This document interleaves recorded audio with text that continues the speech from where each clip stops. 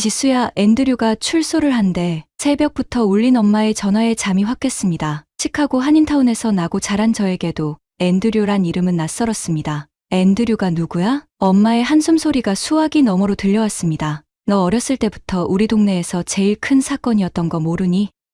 19살에 백년형을 받고 들어간 엄마의 이야기를 듣자마자 얼른 옷을 챙겨 입었습니다. 시카고의 1월은 언제나 매섭지만 오늘따라 더 차가운 바람이 얼굴을 때렸습니다. 교도소 앞에는 벌써 많은 교민들이 모여 있었습니다. 30년 만에 자유의 몸이 되는 한 남자를 기다리며 모두의 표정이 무거워 보였습니다. 철문이 열리고 나온 앤드류 서 씨의 모습은 의외로 평온해 보였습니다. 하얗게 샌 머리카락과 깊게 파인 주름만이 그가 감옥에서 보낸 세월을 말해주고 있었죠. 교인들이 건넨 두부를 받는 그의 손이 미세하게 떨리는 걸 보며 문득 궁금증이 밀려왔습니다. 도대체 무슨 일이 있었길래 19살의 청년이 백년형을 선고받아야 했을까요? 그리고 왜 우리 동네 사람들은 30년이 지난 지금까지도 그를 잊지 못하는 걸까요? 1987년 한 세탁소에서 일어난 의문의 살인사건, 그리고 6년 후 한 청년의 운명을 완전히 바꿔놓은 또 다른 살인사건. 저는 그날 밤 엄마에게 모든 이야기를 들었습니다. 안녕하세요. 저는 시카고 노스웨스턴 대학교에서 저널리즘을 공부하고 있는 한지수입니다. 1999년생으로 시카고 한인타운에서 나고 자랐어요. 우리 부모님은 제가 태어나기 전인 90년대 초반에 이민 오셨대요. 아빠는 지금 한인타운에서 마트를 운영하시고 엄마는 한의원을 하고 계세요. 저는 어릴 때부터 한인타운의 이야기들을 들으며 자랐어요. 주말마다 한글 학교를 다니고 교회에서 다른 한인 2세들과 어울리면서 우리만의 문화를 만들어갔죠. 지금도 친한 친구들 대부분이 한인 2세예요. 서로의 집에서 김치찌개도 먹고 K-팝도 들으면서 한국과 미국 문화를 자연스럽게 넘나들며 지내고 있어요. 학교 신문부에서 일하면서 저는 우리 커뮤니티의 이야기를 전하는 일에 관심을 갖게 됐어요. 특히 이민자들의 삶과 그들이 겪는 어려움, 그리고 세대 간의 갈등 같은 주제에 매력을 느꼈죠. 그래서 노스웨스턴에서도 저널리즘을 전공으로 선택했고 지금은 한인 커뮤니티의 다양한 이야기를 발굴하는 프로젝트를 진행하고 있어요. 저는 그날 새벽부터 울린 엄마의 전화에 잠이 확 깼습니다. 기숙사 룸메이트가 살짝 뒤척이는 소리가 들렸지만 다행히 깨지는 않았어요. 앤드류가 누구야? 엄마의 한숨 소리가 수화기 너머로 들려왔습니다. 너 어렸을 때부터 우리 동네에서 제일 큰 사건이었던 거 모르니? 19살에 백년형을 받고 들어간 소년 이야기인데 서울에서 특히 큰 기사로 다뤄졌었어. 저는 침대에서 벌떡 일어났어요. 기자를 꿈꾸는 저에게 특종이란 단어는 마법처럼 강력했거든요. 서둘러 옷을 챙겨 입고 교도소로 향했습니다. 시카고의 1월은 언제나 매섭지만 오늘따라 더 차가운 바람이 얼굴을 때렸어요. 교도소 앞에는 벌써 많은 교민들이 모여 있었습니다. 아는 얼굴들이 보였어요. 우리 교회 집사님들, 한글학교 선생님들, 30년 만에 자유의 몸이 되는 한 남자를 기다리며 모두의 표정이 무거워 보였습니다. 철문이 열리고 나온 앤드류 서 씨의 모습은 의외로 평온해 보였어요. 하얗게 샌 머리카락과 깊게 파인 주름만이 그가 감옥에서 보낸 세월을 말해주고 있었죠. 저는 재빨리 휴대폰을 꺼내 사진을 찍었어요. 교인들이 건넨 두부를 받는 그의 손이 미세하게 떨리는 모습까지도요. 그날 저녁,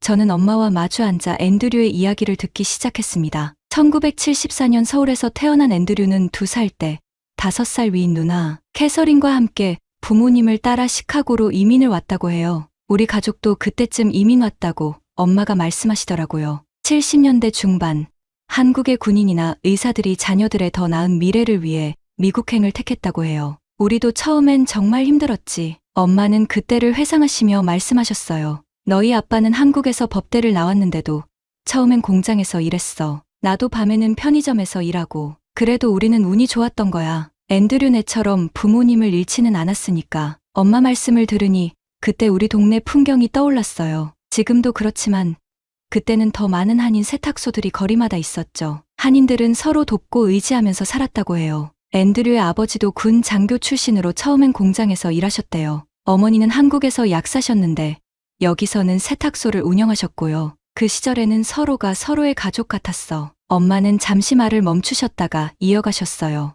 앤드류가 11살 때였나? 아버님이 위암으로 돌아가셨어. 그때부터 어머님 혼자서 세탁소를 운영하시면서 2아이를 키우셨지. 우리 동네 세탁소에서 제일 일찍 문을 열고 제일 늦게 닫으셨던 분이야. 저는 엄마의 이야기를 들으며 우리가 살아온 이민 생활의 무게를 다시 한번 느꼈어요. 앤드류네와 우리 가족의 시작은 비슷했지만 운명은 너무나 다르게 흘러갔습니다. 앤드류 어머니가 돌아가셨을 때 온 동네가 충격에 빠졌었지. 그렇게 착하고 성실한 분이었는데 엄마는 한동안 말씀을 잊지 못하셨어요. 차를 한 모금 드시고 나서야 이야기를 시작하셨죠. 그날은 정말 평범한 날이었어. 앤드류 어머님이 늘 하시던 대로 새벽 일찍 세탁소 문을 여셨대. 근데 그날 저녁 앤드류 어머님이 세탁소 안에서 엄마의 목소리가 떨렸어요. 강도가 들어와서 어머님을 무려 37번이나 칼로 찔렀대. 경찰이 왔을 때 누나는 동거남 품에 안겨 울고 있었다고 하더라. 그때 앤드류는 겨우 13살이었어. 말씀을 하시는 엄마의 눈가가 붉어졌어요. 저는 메모장에 37번이라는 숫자를 적으며 등골이 오싹해졌습니다. 그런데 그게 끝이 아니었어. 엄마가 돌아가신 후에 누나는 완전히 달라졌대. 얼마 지나지 않아 80만 달러의 보험금이 나왔는데 지금 가치로 치면 30억 원이 넘는 돈이지. 앤드류가 미성년자였으니까 누나가 후견인이 되어서 그 돈을 관리하게 됐어. 누나는 부모님의 집을 팔고 번화가에 새 집을 샀어. 보험금으로 3번화가의 집에서 동거남이랑 살면서 명품 가방에 벤츠를 끌고 다녔어. 나중엔 나이트클럽까지 차렸다더라. 우리 동네 사람들은 다들 수상하게 여겼지. 그럼 앤드류는요? 그동안 어떻게 지냈어요? 제 질문에 엄마는 깊은 한숨을 내쉬셨습니다. 앤드류는 부모님이 돌아가신 후에도 꽤 모범적인 학생이었어. 누나 캐서린의 제안으로 시카고의 유명 사립고등학교에 진학했는데 거기서 총학생회장까지 했대. 게다가 미식축구 선수로도 두각을 나타내서 장학생으로 대학까지 갔다고 하더라고. 앤드류는 정말 똑똑했어. 우리 교민사회의 자랑이었지. 동네 어른들은 모두 대견해하셨지. 어려운 환경에서도 저렇게 잘 자란다고. 엄마가 말씀하시는 동안 저는 따뜻한 커피를 한 모금 마셨어요. 엄마의 말씀을 들으며 저는 또래였던 앤드류를 상상해봤어요. 부모님도 안 계신데 공부하랴 운동하랴 쉽지 않았을 텐데 말이죠. 그렇게 대학교까지 장학금을 받고 들어갔어. 앞으로 뭐가 될지 모르는 앤드류를 보며 다들 기대했지. 근데 엄마는 잠시 말을 멈추셨어요. 저는 긴장된 마음으로 엄마의 다음 말을 기다렸습니다. 1993년 여름방학, 앤드류가 대학교 2학년일 때였어. 어느 날 누나가 갑자기 앤드류를 불러서 충격적인 이야기를 했대. 자기 동거남이 엄마를 죽인 범인이라고. 저는 순간 숨이 멎는 것 같았어요. 누나 말로는 실수로 동거남에게 엄마의 보험금 얘기를 했더니 얼마 안 있어 이런 일이 벌어졌다는 거야. 하지만 신고는 못한다면서. 왜요? 저도 모르게 물었어요. 당시 경찰 조사에서 동거남과 함께 있었다고 진술했대. 그래서 자신도 공범으로 몰릴 수 있다고. 그러면서 앤드류한테 다른 제안을 했지. 엄마의 표정이 더욱 어두워졌어요. 저는 손바닥에 땀이 배어나는 걸 느꼈습니다. 누나는 그때부터 매일같이 앤드류에게 전화를 했대. 엄마는 목소리를 낮추셨어요. 마치 그때 전화를 받았던 앤드류의 마음처럼요. 하루에 10통씩 전화가 왔다고 해. 동거남이 자기를 때리고 돈을 빼돌린다면서. 계속해서 엄마의 복수를 해달라고 부탁했대. 19살 앤드류한테 말이야. 저는 엄마 말씀을 들으며 그때의 상황을 상상해봤어요. 대학교 2학년, 저와 비슷한 나이였던 앤드류가 매일 누나의 전화를 받았을 그 순간들. 한밤중에 울리는 전화벨 소리에 가슴이 쿵쾅거렸을 것 같아요. 처음엔 거절했대. 당연히 그랬겠지. 하지만 누나는 계속 압박했어. 넌 이제 나밖에 없어. 우리가 서로 의지해야지. 이런 말들로 엄마는 잠시 말을 멈추시고 창밖을 바라보셨어요. 그리고 1993년 9월 25일 엄마의 목소리가 떨렸어요. 누나가 동거남을 착오로 유인했대. 거기서 앤드류가 누나가 건넨 권총을 동거남에게 쏘았대. 그날의 일을 자세히 알고 싶어서 당시 교민신문도 찾아보고 재판 기록도 봤어. 엄마는 오래된 기억을 더듬으시는 것 같았어요. 9월 25일 저녁 누나는 동거남 로버트를 자기가 새로 산 나이트클럽 주차장으로 불렀대. 밤 11시쯤이었다고 해. 누나는 동거남에게 차고 안에 있는 전기시설을 확인해달라고 했고 저는 손끝이 차가워지는 걸 느꼈어요. 시카고의 9월은 아직 쌀쌀한 날씨는 아닌데도요. 앤드류는 이미 그 차고에서 기다리고 있었대. 누나가 건네준 권총을 들고 로버트가 차고에 들어서자마자 방아쇠를 당겼지. 세 발을 쐈다고 하더라. 엄마는 잠시 눈을 감으셨어요. 그날 밤 나이트클럽 직원들이 총소리를 듣고 달려왔을 때 누나는 로버트 옆에서 울고 있었대. 마치 6년 전 엄마가 돌아가셨을 때처럼. 앤드류는 그 자리에 그대로 서 있었고 경찰이 왔을 때 앤드류는 아무 말도 하지 않았대. 그저 누나가 시켰어요 라는 말만 반복했다고 해. 19살의 앤드류는 그렇게 체포됐고 얼마 뒤 1급 살인죄로 기소됐지. 이제부터가 정말 충격적인 부분이야. 재판이 시작됐는데 누나는 보석금을 내고 풀려났대. 그리고는 그대로 도망가 버렸어. 동생을 100년형 징역형에 밀어넣고 말이야. 저는 놀라서 엄마를 쳐다봤어요. 도망이요? 그것뿐이 아니야. 나중에 밝혀진 건데 로버트의 사망보험금 수익자가 누나 캐서린이었대. 25만 달러짜리. 그리고 알고 보니 엄마가 돌아가신 것도 엄마는 말을 잊지 못하셨어요. 하지만 저는 그 뜻을 알 것 같았습니다. 누나가 계획한 거였어요? 경찰은 그렇게 보고 있어. 엄마의 살해, 보험금, 그리고 로버트의 죽음까지 모든 게 누나의 치밀한 계획이었던 거지. 하와이로 도망간 누나는 이름도 바꾸고 새 삶을 시작했대. 하지만 결국 붙잡혔어. 지금은 종신형으로 일리노이 주립여자 교도소에 있지. 어머니 살해, 80만 달러 보험금, 동거남 살해, 25만 달러 보험금을 노린 동생을 이용한 완벽한 범죄였어요. 앤드류는 그동안 어떻게 지냈대요? 제가 조심스럽게 물었어요. 앤드류의 수감 생활은 정말. 엄마는 깊은 한숨을 내쉬셨어요. 처음 6개월은 완전히 자신을 고립시켰대. 면회도 거부하고 편지도 거부하고 이 목사님이 매주 면회를 신청하셨는데 처음엔 계속 거절했어. 하루 종일 침대에 누워서 천장만 바라보고 있었다고 하더라. 그러다가 어느 날 교도소 도서관에서 일하는 걸 자원했대. 책이라도 읽으면서 시간을 보내고 싶었나 봐. 거기서 일하면서 조금씩 변하기 시작했어. 다른 수감자들에게 책 읽는 법을 가르쳐주고 영어를 못하는 수감자들을 위해 편지도 대신 써주고 엄마는 잠시 물을 한 모금 마시고 계속하셨어요. 나중에는 교도소에서 고등학교 검정고시 프로그램 튜터도 했대. 자기처럼 어린아이에 수감된 사람들을 특별히 더 신경 썼다고 해. 나는 모지룬 꿈을 이 친구들이라도 이뤘으면 좋겠다고 말했다더라. 1998년에는 교도소 내 대학 프로그램을 통해 학사 학위를 받았어. 심리학을 전공했대. 공부하면서 자기 자신도 누나도 이해하려고 노력했다고. 그리고 2000년부터는 교도소 내 상담 프로그램에서 활동하기 시작했지. 98년 심리학 학사 학위 취득, 2000년부터 수감자 상담 활동, 매년 크리스마스 때마다 교도소에서 하는 자선 행사의 책임자도 맡았대. 산타 옷을 입고 수감자 자녀들에게 선물도 나눠주고 아빠가 수감된 아이들의 마음을 누구보다 잘 알았으니까. 그런데 가장 힘들었던 건 누나의 소식을 들을 때였대. 누나는 같은 주 교도소에 있으면서도 한 번도 연락하지 않았어. 앤드류가 보낸 편지도 모두 돌려보냈다고 해. 30년 동안 단 한 번도. 누나 캐서린은 앤드류와는 정반대의 삶을 살았대. 일리노이 주립여자교도소에서 종신형을 살고 있는데 30년 동안 완전히 자신을 고립시켰어. 면회도 거부하고 편지도 받지 않고 교도소 프로그램에도 참여하지 않았대. 처음에 하와이로 도망갔을 때는 이름을 캐서린 해밍웨이로 바꾸고 금발로 염색하고 완전히 다른 사람이 되려고 했나 봐. 거기서 호텔 리셉셔니스트로 일하면서 새 삶을 시작했었대. 근데 이상하게도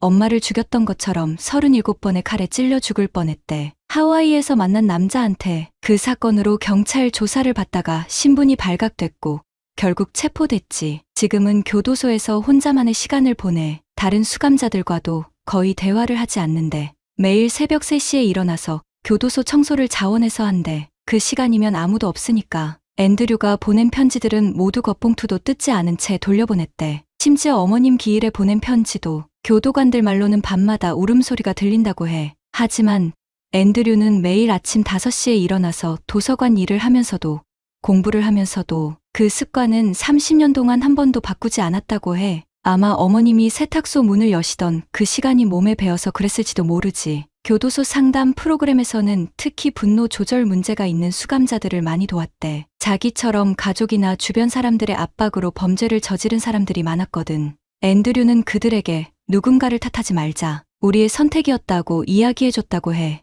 엄마는 휴대폰에서 또 다른 사진을 보여주셨어요. 2010년쯤 찍은 것 같은 사진이었는데 앤드류가 다른 수감자들과 함께 찍은 졸업식 사진이었어요. 2005년부터는 교도소 내 폭력 예방 프로그램을 직접 만들어서 운영해서 덕분에 교도소 내 폭력 사고가 60%나 줄었다고 하더라. 교도관들도 앤드류를 정말 신뢰했어. 새로운 수감자들의 적응을 돕는 멘토 역할도 했고 힘들 때마다 시를 썼는데 교도소 문예지에 실린 시들을 보면 정말 가슴이 아파. 특히 어머님 생신이나 제삿날이면 꼭 시를 썼다고 해. 누나를 용서하는 내용의 시도 있었어. 2015년부터는 교도소에서 한국어 수업도 했대. 한국계 수감자들이 몇 명 있었거든. 그 사람들한테는 한국 역사도 가르쳐주고 명절 때는 같이 모여서 한국 노래도 불렀다고 해. 앤드류의 수감 생활을 지켜본 교도관들은 모두 한결같이 말했대. 우리가 본 수감자 중 가장 모범적인 사람이라고. 30년 동안 단 한 번의 규율 위반도 없었대. 2018년에는 교도소장이 직접 감형을 건의했을 정도였어.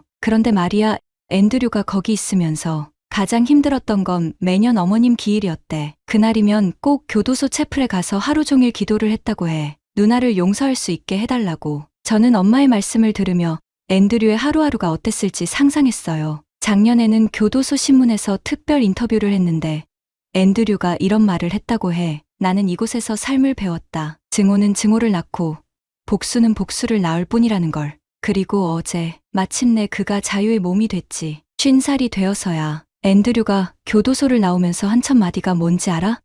어머님, 이제 제가 세탁소 문 열러 갈게요. 저는 그 말을 듣는 순간 눈물이 핑 돌았어요. 앤드류의 첫 일주일은 교회 게스트룸에서 지내기로 했어. 우리 교회에서 작은 환영회도 준비했어. 처음으로 먹게 될 한식이 너무 기대된다고. 특히 김치찌개가 먹고 싶다고 하더라. 30년 동안 꿈에서도 그 맛이 생각났다고 하더라고. 앤드류는 앞으로 뭘 하고 싶대요? 제가 궁금해서 여쭤봤어요. 일단 한동안은 적응하는 시간을 가질 거래. 세상이 너무 많이 바뀌어서 핸드폰 쓰는 법도 배워야 하고 인터넷도 처음이고. 그래도 한 가지 확실한 계획이 있대. 엄마는 잠시 말을 멈추셨다가 진지한 표정으로 말씀하셨어요. 교도소에서 만난 젊은 수감자들을 위한 재활 프로그램을 만들고 싶다고 해. 특히 이민자 가정 출신 청소년들을 돕고 싶대. 자기처럼 가정의 압박이나 문화적 갈등으로 어려움을 겪는 젊은이들을 위해서. 그리고 누나를 만나러 갈 거래. 아직도 매일 누나를 위해 기도한대. 용서했다고. 이제는 같이 앞으로 나아가자고 말하고 싶대. 앤드류는 출소하자마자 먼저 노스웨스턴 메모리얼 병원을 찾았어. 아버님과 어머님이 묻혀 계신 곳이 그 근처래. 30년 만에 처음으로 부모님 산소에 가보고 싶었대. 무덤 앞에서 오랫동안 울었다고 해. 엄마는 휴대폰에서 또 다른 사진을 보여주셨어요. 어제 찍은 것 같은 사진인데 앤드류가 무릎을 꿇고 앉아 누군가의 묘비 앞에서 기도하는 모습이었어요. 그리고 다음 주부터는 한국어 학원에서 일하기로 했대. 교도소에서 한국어를 가르쳤던 경험을 살려서 처음에는 자원봉사로 시작하고 나중에 정식으로 취직하고 싶다고 하더라. 누나는 면회를 허락할까요? 제가 조심스럽게 물었어요. 그건 아무도 몰라. 하지만 앤드류는 매주 가볼 거래. 언젠가는 문이 열리길 바라면서. 앤드류가 어제 이런 말을 했대. 제가 겪은 일이 누군가에게 교훈이 됐으면 좋겠어요. 특히 우리 같은 이민자 2세들에게. 가족이라는 이름으로 모든 걸 참지 말라고. 그게 더 큰 비극을 부를 수 있다고 말해주고 싶어요. 아마 많은 사람들이 이 이야기를 듣고 한순간의 잘못된 선택이 인생을 어떻게 바꾸어 놓는지에 대해 이야기할 거예요. 앤드류는 어제 출소하면서 이런 말을 했대. 30년 동안 제가 누나를 용서하려 노력한 것처럼 이제는 제 자신을 용서하려고 해요. 그리고 우리 누나도 자신을 용서할 수 있기를 바랍니다. 이제 어떻게 이 이야기를 써야 할지 알 것 같았어요. 이건 단순한 범죄 기사가 아니에요. 한 청년이 30년이라는 긴 시간 동안 자신의 어둠과 싸우며 마침내 빛을 발견한 이야기. 그리고 아직도 자신의 어둠 속에서 빠져나오지 못한 누나를 향해 손을 내밀고 있는 이야기였어요. 어제 하얀 눈이 내리는 시카고 한인타운에서 저는 우리 부모님 세대의 코리안 드림에 대해 다시 한번 생각해보게 됐습니다. 1970년대 더 나은 삶을 꿈꾸며 이국 땅에 첫 발을 내디뎠던 수많은 한인들. 앤드류의 부모님도 그 중 한 분들이셨겠죠. 엄마는 마지막으로 이런 말씀을 하셨어요. 한국 사람들에게는 한이라는 게 있잖아. 깊은 슬픔,